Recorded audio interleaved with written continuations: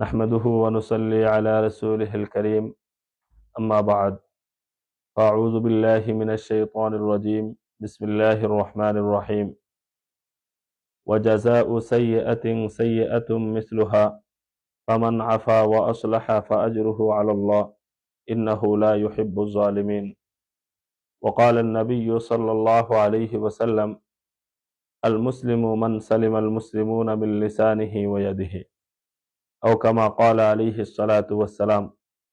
প্রিয় দর্শক শ্রোতা, আশা করি সকলে ভালো আছেন। আমরা আজকে আপনাদের সামনে ইসলামের গুরুত্বপূর্ণ একটি বিধান, ইসলামে প্রতিশোধ ব্যবস্থা এবং দণ্ডবিধি নিয়ে আলোচনা করব। এই বিষয়টা আলোচনার প্রয়োজন এই জন্য যে পুরা সমাজ, রাষ্ট্র, পরিবার যেই অপরাধে জর্জরিত সেটা হলো জালিমের জুলুমে অতিষ্ঠ। কারণ আমরা যদি প্রত্যেকটা জায়গাতে দেখি তাহলে দেখবেন আপনি কোনো না কোনো ভাবে কিছু লোক জালিম হয়ে আছে আর কিছু লোক মজলুম হয়ে আছে, নিপীড়িত হয়ে আছে। তো জালিমের ব্যাপারে যদি আমরা বলি যে দুনিয়ার কোনো মানুষই কোনো জালিমকে পছন্দ করে না, মহব্বত করে না, ভালোবাসতে পারে না। কারণ জালিম সর্বদাই সকলের কাছেই ঘৃণিত, সে সকলের কাছেই নিন্দনীয়, অপরাধী। সেই জন্য আল্লাহ সুবহানাহু ওয়া তাআলা জালিমের ব্যাপারে বলেন যে ইন্নাহু লা ইউহিব্বুজ জালিমিন, যে আল্লাহ সুবহানাহু ওয়া তাআলা কোন জালিমকে কখনো পছন্দ করেন না, মহব্বত করেন না। তার অর্থ হলো মুফাসসিরিন ইকরামগণ বলেন জালিমকে আল্লাহ শাস্তি দান করবেন, অবশ্যই তার এই অপরাধের কারণে তাকে সে শাস্তিযোগ্য হয়ে যাবে। এভাবে আল্লাহর কোরআন বারবার বলেছে ইন্নাহু লা ইউহিব্বুল মুফসিদিন ওয়াল্লাহু লা ইউহিব্বুল ফাসাদ ইত্যাদি আয়াতের মধ্যে কখনো আল্লাহ জুলুম, অন্যায়, অবিচার যেগুলো হয় সেগুলোকে আল্লাহ এলাও করেন না, পছন্দ করেন না। নিঃসন্দেহে এর কারণে তাকে শাস্তি ভোগ করতে হবে। আল্লাহর রাসূল সাল্লাল্লাহু আলাইহি ওয়াসাল্লামের একবারে মুত্তাফাক আলাইহি হাদিসের মধ্যে, যেটা ইমাম বুখারী, ইমাম মুসলিম উল্লেখ করেছেন, ইবনে আব্বাস থেকে বর্ণিত, যে আল্লাহর রাসূল বলেন ইত্তাকি দাওয়াতাল মাজলুম, মজলুমের বদদুয়া থেকে তোমাদেরকে রক্ষা করো। কারণ মজলুম এমন একজন ব্যক্তি যে এবং তার দোয়া এবং আল্লাহর মধ্যে কোনো পর্দা থাকে না। এই জন্য আল্লাহ রসুল বলেন ফাইন্নাহা লাইসা বাইনাহা ওয়া বাইনাল্লাহি হিজাব, যে আল্লাহ এবং তার মধ্যে কোনো ধরনের পর্দা থাকে না, আল্লাহ ডাইরেক্ট তার কথাকে শুনেন। সেই জন্য আমাদেরকে জুলুম থেকে বিরত থাকতে হবে। কারণ মজলুমের বদদুয়া আমাকে অবশ্যই দুনিয়াতে ক্ষতিগ্রস্ত করবে, আখিরাতে লাঞ্ছিত করবে। প্রিয় ভাই ও বোনেরা, তো এখানে আমরা তো জালিমের ব্যাপারে আমরা জানলাম, কিন্তু মজলুমের ব্যাপারে কি অধিকার ইসলাম দিয়েছে, এই অধিকারগুলোর ব্যাপারে আমাদের না জানার কারণে সমাজে আমরা দেখি অনেক সময় মজলুম আবার জালিম হয়ে যায়, মজলুম আবার অপরাধী সেজে যায়। কেন? যে ইসলাম কি সুন্দর দিক নির্দেশনা দিয়েছে, এই ক্ষেত্রে আমরা এটা না জানার কারণে, আমল না করার কারণে। যেমন কোরআনে কারীমের মধ্যে মজলুমকে দুইটি অধিকার দেওয়া হয়েছে। পুরা শরীয়তকে যদি আপনি দেখেন, ফিকহের কিতাব, হাদিস, তাফসীর এবং পুরা ইসলামী শরীয়তকে যদি আপনি লক্ষ্য রাখেন তাহলে দেখবেন মজলুমকে দুইটি অধিকার ইসলাম দিয়েছে।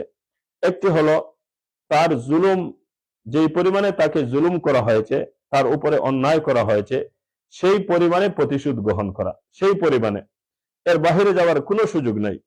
2 নম্বর হলো যে তাকে ক্ষমা করে দেওয়া। আর এই দ্বিতীয় দিক যেটা আছে এটা আল্লাহর কাছে পছন্দনীয়, শরীয়তের কাছে এটা খুবই প্রশংসনীয় দিক, যে ক্ষমা করে দেওয়া। সমাজ বিনির্মাণে, সমাজে শান্তি শৃঙ্খলা রক্ষার জন্য ইসলাম দ্বিতীয় দিকটাকেই প্রাধান্য দিয়েছে এবং এই ব্যাপারে উদ্বুদ্ধ করেছে। প্রথম যে বিষয় যেটা আছে, যদি আমাকে আমার প্রতিশোধ গ্রহণ করতে হয় তাহলে কতটুকু গ্রহণ করব?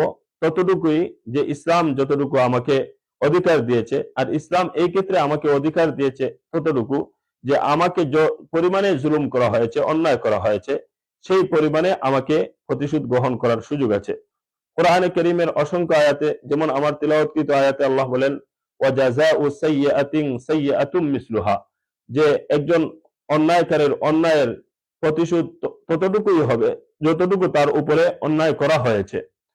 সূরা নাহলের শেষের দিকে আল্লাহ সুবহানাহু ওয়া তাআলা বলেন, ওয়া ইন আকাবতুম ফাআকিবু বিমিসলি মা উকিবতুম বি, যে তুমি যদি তোমার অপরাধের প্রতিশোধ গ্রহণ করতে চাও তাহলে ততটুকু গ্রহণ করবা যতটুকু তোমার উপর অন্যায় করা হয়েছে। ঠিক তেমনি ভাবে আল্লাহ সুবহানাহু ওয়া তাআলা সূরা নিসার মধ্যে আল্লাহ বলেন, লা ইউহিব্বুল্লাহুল জাহরা বিসসুই মিনাল কওলি ইল্লা মান যুলিম, যে একজন ব্যক্তি যে আল্লাহ সুবহানাহু ওয়া তাআলা পছন্দ করেন না কোনো অন্যায় বা কোনো নিন্দনীয় কথাকে প্রকাশ করতে, তবে মজলুমের ব্যতীত, কারণ মজলুমকে যে জুলুম করা হয়েছে সেই জন্য সে এই তার উপরে জুলুমের কারণে তার এই বিষয়টাকে অন্যের কাছে, অন্য মানুষের কাছে বিচারের দ্বারস্থ হইতে পারে, সে এটাকে প্রকাশ করতে পারে, আদালতের কাঠগড়ায় মামলা করতে পারে এবং তার উপরে যে জুলুম করেছে তাকে আদালতের কাঠগড়ায় দাঁড় করাইতে পারে। এই অধিকার ইসলাম দিয়েছে, ইল্লা মান যুলিম ওয়া কানাল্লাহু সামিআন আলিমা। আল্লাহ সুবহানাহু ওয়া তাআলা মজলুমকে এই অধিকারগুলো দিয়েছেন, কিন্তু আমাদেরকে মনে রাখতে হবে এটা হলো তার প্রথম জায়গা। যদি তার প্রতিশোধ গ্রহণ করতে চায় তাহলে এতটুকুই করবে যতটুকু তার উপরে অন্যায় করা হয়েছে। এর বাহিরে গেলে তখন মজলুম আবার জালিম হয়ে যাবে এবং যে আগে জালিম ছিল সে মজলুম হয়ে যাবে, সে এখন আপনার বিরুদ্ধে মামলা করতে পারবে। আমরা যদি সমাজের দিকে তাকাই তাহলে দেখব আমাকে যেই পরিমাণে জুলুম করা হয় সেই পরিমাণে প্রতিশোধ গ্রহণ করতে গিয়ে প্রতিবাদের সুর আরো বড় হয়ে যায়, যার কারণে আমি আবার জালিম হয়ে যাই। এই দিকটা আমরা লক্ষ্য রাখবো যাতে আমার প্রতিশোধটা যেন বড় না হয়, এক বিষয়। 2 নম্বর হলো যে আমি যদি ক্ষমা করে দেই তাহলে সেই ক্ষেত্রে ইসলাম উদ্বুদ্ধ করেছে এবং এই দিকটাকেই প্রাধান্য দিয়ে দ্বিতীয়বারের মতো উল্লেখ করেছে, ফাইন আফা ওয়া আসলাহা ফাআজরুহু আলাল্লাহ, যদি ক্ষমা করে দেয় তাহলে আল্লাহ সুবহানাহু ওয়া তাআলা তার আজর দান করবেন, প্রতিদান দান করবেন। এবং কোরআনে কারীমের এই ক্ষেত্রে বারবার আয়াতের মধ্যে নির্দেশনা দেওয়া হয়েছে, যেখানেই প্রতিশোধ গ্রহণ করার কথা বলা হয়েছে সেখানে ক্ষমার পরামর্শ দেওয়া হয়েছে। মনে রাখতে হবে আমরা এই এই দিকটা অ্যাভয়েড করে চলছি, পুরো সমাজের মধ্যে এই দিকটাকে আমরা লক্ষ্য করছি না যে ইসলাম ক্ষমার দিক কেন উল্লেখ করলো। আল্লাহ সুবহানাহু ওয়া তাআলা ক্ষমা করতে পছন্দ করেন এবং আল্লাহ নিজেই ক্ষমাশীল। কোরআনে কারীমের মধ্যে আল্লাহ গফুর, আল্লাহ রাহিম, আল্লাহর ব্যাপারে এই সমস্ত গুণাগুণগুলা বারবার উল্লেখ করা হয়েছে। হ্যাঁ, আল্লাহ সুবহানাহু ওয়া তাআলা ক্ষমার দিকটাকে প্রাধান্য দিয়েছেন। সেই জন্য যারা জান্নাতি হবে, জান্নাতের বৈশিষ্ট্য যাদের মধ্যে আছে তাদের গুণ এক আয়াতের মধ্যে আল্লাহ উল্লেখ করে সূরা আলে ইমরানের 135 নম্বর আয়াতে আল্লাহ বলেন, আল্লাযীনা ইউনফিকুনা ফিস সাররাই ওয়াদ দাররা, যারা জান্নাতি ওয়ারিস হবে তারাই যারা অভাবে সচ্ছলতায় সর্বাবস্থায় দ্বীনের জন্য খরচ করে। এবং 2 নম্বর গুণ হলো ওয়াল কাযিমিনাল গায়জ, যারা তাদের ক্রোধকে নিবারণ করে। 3 নম্বর বৈশিষ্ট্য হলো ওয়াল আফিনা আনিন নাস, অন্যকে ক্ষমা করে দেয়। এই ক্ষমার দিকটাকেই প্রাধান্য দেওয়া হয়েছে। আল্লাহর রাসূলকে আল্লাহ নির্দেশ দিয়ে কোরআনের মধ্যে বলেন, খুযিল আফওয়া ওয়া'মুর বিল উরফি ওয়া আরিজ আনিল মুশরিকিন ওয়া জাহিলিন। এভাবে আয়াত বারবার এসেছে যে আল্লাহর রাসূলকে ক্ষমা করার দিকটাকে আল্লাহ গ্রহণ করতে নির্দেশ দিয়েছেন এবং সৎ কাজের আদেশ করতে নির্দেশ দিয়েছেন। এটাই হলো ইসলামের সৌন্দর্যতা। সেই জন্য আল্লাহর রাসূলের সারা জিন্দেগীর তার খুলুকে আজিম, উন্নত চরিত্রের দিকে যদি আমরা লক্ষ্য করি তাহলে দেখবো আল্লাহর রাসূল ব্যক্তি স্বার্থে কখনো প্রতিশোধ গ্রহণ করেনি নাই। আল্লাহর রাসূল কখনো ব্যক্তি স্বার্থে প্রতিশোধ গ্রহণ করেন নাই। তবে হ্যাঁ, ইসলামী সীমা লঙ্ঘনকারী, ইসলামের ব্যাপারে সীমা লঙ্ঘনকারী, ইসলামের হুদুদ, কিসাস, হ্যাঁ তাজিরাতের ক্ষেত্রে আল্লাহর রাসূল প্রতিশোধ গ্রহণ করেছেন, কিন্তু যেটা শরীয়ত নির্ধারিত প্রতিশোধ আছে সেই ব্যাপারে আমরা একটু পরে আলোচনা করার চেষ্টা করব। তো আমরা এখানে লক্ষ্য রাখবো, খুব ভালো করে লক্ষ্য রাখবো যেন প্রতিশোধ নিতে হইলে আমার প্রতিশোধটা যেন বড় না হয়, আর ক্ষমার দিকটাকে ইসলাম প্রাধান্য দিয়েছে। এই জন্য আল্লাহর রাসূল সাল্লাল্লাহু আলাইহি ওয়াসাল্লামের বিদগ্ধ সাহাবী হযরত উকবা ইবনে আমিরকে আল্লাহর রাসূল নির্দেশ দিয়ে বলেন, ইয়া উকবা সুলমান কাতাকা, হে উকবা তোমার সাথে সম্পর্ক ছেদ করেছে যে তার সাথে তুমি সম্পর্ক জোড়াও। ওয়া আ'তি মান হারামাকা, যে তোমাকে বঞ্চিত করেছে তাকে তুমি দান করো, তাকে তুমি বঞ্চিত করো না। খুব ভালো করে লক্ষ্য রাখবেন। তারপরে আল্লাহর রাসূল বলেন, ওয়াফু আম্মান যালামাকা, যে তোমার উপর জুলুম, অন্যায়, অবিচার করেছে তাকে তুমি ক্ষমা করে দাও। এই ক্ষমা করে দেওয়া হলো ইসলামের সৌন্দর্যতা, মনে রাখবেন। তারপরে অন্য হাদিসের মধ্যে, যেটাও একবারে বিশুদ্ধ হাদিস, ইমাম আবু দাউদ রহমতুল্লাহ আলাইহি তার কিতাবের মধ্যে, আবু দাউদ শরীফের মধ্যে 4800 হাদিসের মধ্যে যে 4টা হাদিসকে দ্বীনের মাদার বলেছেন, তার মধ্যে একটা হাদিস হলো ওই হাদিস যেখানে আল্লাহ রসুল বলেন, আল মুসলিমু মান সালিমাল মুসলিমুনা মিন লিসানিহি ওয়া ইয়াদিহি, যে মুসলমান, প্রকৃত মুসলিম হলো সে যার হাত জবান থেকে অন্য মুসলমান নিরাপদ থাকে। তাহলে এই এই বিষয়টা হলো এতই গুরুত্বপূর্ণ যে একদিকে জালিমকে উপদেশ দেওয়া হচ্ছে, মজলুমকে উপদেশ দেওয়া হচ্ছে, যাতে আমার হাত দিয়ে যেন অন্য কষ্ট না পায়। জালিমের হাত থেকে আমি যখন কষ্ট পাইলাম, তখন এর প্রতিশোধ গ্রহণ করতে গিয়ে আমরা অনেক সময় জালিমকে আবার কষ্ট দিতে যাই। এটার জন্য আল্লাহ রসুল কি সুন্দর পরামর্শ দিয়েছেন যে আল মুসলিমু মান সালিমাল মুসলিমুনা মিন লিসানিহি ওয়া ইয়াদিহি, জবান এবং হাত দিয়ে আমরা অন্যকে কষ্ট দিব না। এই ব্যাপারে আমরা খুবই সতর্ক রাখার চেষ্টা করব। এটা ইসলামেরই সৌন্দর্যতা।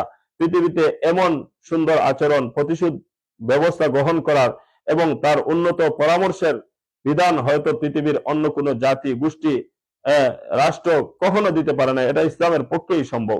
প্রিয় দর্শক শ্রোতা, এই ব্যাপারে আমরা সকলে সতর্ক থাকার চেষ্টা করব। এখন আসুন, আমরা প্রতিশোধ যদি গ্রহণ করি, তাহলে প্রতিশোধ কিভাবে গ্রহণ করব, বা আমি নিজে নিজে কি প্রতিশোধ গ্রহণ করার কোনো অধিকার আছে কিনা, এই ব্যাপারটা যদি আমরা দেখি, তাহলে কোরআনে কারীম আমাদেরকে বা শরীয়ত আমাদেরকে এই ব্যাপারে প্রতিশোধ গ্রহণ করার ব্যাপারে যে সমস্ত দণ্ডবিধি রেখেছে তাকে 3 ভাগে বিভক্ত করেছে। প্রথম হলো কিসাস, 2 নম্বর হলো হুদুদ, 3 নম্বর হলো তাজিরাত। কিসাসের শাস্তিগুলা নির্ধারিত, যে একজন ব্যক্তি অন্য ব্যক্তিকে যদি অন্যায়ভাবে হত্যা করে তাকে হত্যা করা হবে, তার যদি চোখ উপড়ে ফেলে তাহলে তারও চোখ উপড়ে ফেলা হবে, একজন জালিম যদি অন্য দাঁত উপড়ে ফেলে তাহলে জালিমের দাঁত উপড়ে ফেলা হবে, একজন জালিম যদি অন্য একজন মজলুমের কান কেটে ফেলে তাহলে তার প্রতিশোধ হিসাবে কান কেটে ফেলা হবে। ওয়াল জুরুহা কিসাস বলে আল্লাহ বলেন যে এভাবে একজনের জানের ক্ষতি যেভাবেই করবে তার প্রতিশোধ সেভাবেই গ্রহণ করা হবে। এটা কিসাস বলা হয়। যেমন কোরআনে কারীমের সূরা মাইদার মধ্যে আল্লাহ বলেন, ইন্নান নাফসা বিন নাফসি ওয়াল আইনা বিল আইনি ওয়াল আনফা বিল আনফি ওয়াল উযুনা বিল উযুনি ওয়াস সিন্না বিস সিন্নি ওয়াল জুরুহা কিসাস। এর বাহিরে যেগুলো আছে সেগুলোর মধ্যে কিছু আছে হুদুদ। হুদুদ আবার ইসলামের মধ্যে নির্ধারিত, যে শাস্তি অনুযায়ী আল্লাহর পক্ষ থেকে তার প্রতিশোধও নির্ধারিত, যেটাকে হুদুদ বলা হয়। সে হুদুদের সংখ্যা আবার ইসলামে মাত্র 5টি হুদুদ আছে। একটি হলো যে মদ্যপান করা, যেটা ইজমায়ে সাহাবার মাধ্যমে প্রমাণিত। আর একটি হলো জিনা বেবিচার করা। 3 নম্বর হলো জিনা বেবিচারের অপবাদ দেওয়া। 4 নম্বর হলো চুরি করা। 5 নম্বর হলো ডাকাতি করা। এই চুরি, ডাকাতি, জিনা বেবিচারের অপবাদ এবং মদ্যপান করা, এগুলার শাস্তি নির্ধারিত এবং কোরআন এগুলার শাস্তি উল্লেখ করেছে। যেমন আমি উদাহরণস্বরূপ বলি যে একজন ডাকাত যদি ডাকাতি করে তাহলে তার কি শাস্তি হবে, ধারাবাহিক তার শাস্তিগুলো উল্লেখ করে আল্লাহ বলেন, ইন্নামা জাযাউল লাযীনা ইউহারিবুনাল্লাহা ওয়া ইয়াসআউনা ফিল আরদি ফাসাদান আন ইউকাত্তালু আও ইউসাল্লাবু আও তুকাত্তাআ আইদিহিম ওয়া আরজুলুহুম মিন খিলাফিন আও ইউনফাউ মিনাল আরদ। এভাবে তার ডাকাতের শাস্তিগুলো নির্ধারণ করে দেওয়া হয়েছে। এভাবে একজন পুরুষ যদি চুরি করে অথবা মহিলা চুরি করে তাহলে তার শাস্তি হলো তার হাত কেটে দেওয়া হবে। যেমন আস-সারিকু ওয়াস-সারিকাতু ফাকতাউ আইদিয়াহুমা, এভাবে কোরআন বলেছে। এভাবে জিনাকারী সে যদি অবিবাহিত হয় তাহলে তাকে 100টা দুররা মারা হবে এবং তার শাস্তি আয-যানিয়াতু ওয়াজ-যানি ফাজলিদু কুল্লা ওয়াহিদিন মিনহুমা মিয়াতা জালদা। এভাবে একজন যদি বিবাহিত হয় তাহলে তার কি শাস্তি হবে, আশ-শাইখু ওয়াশ-শাইখুখাতু ইযা জানায়া ফারজিমুহুমা, তাহলে তার রজম মারা হবে, এটাও নির্ধারিত।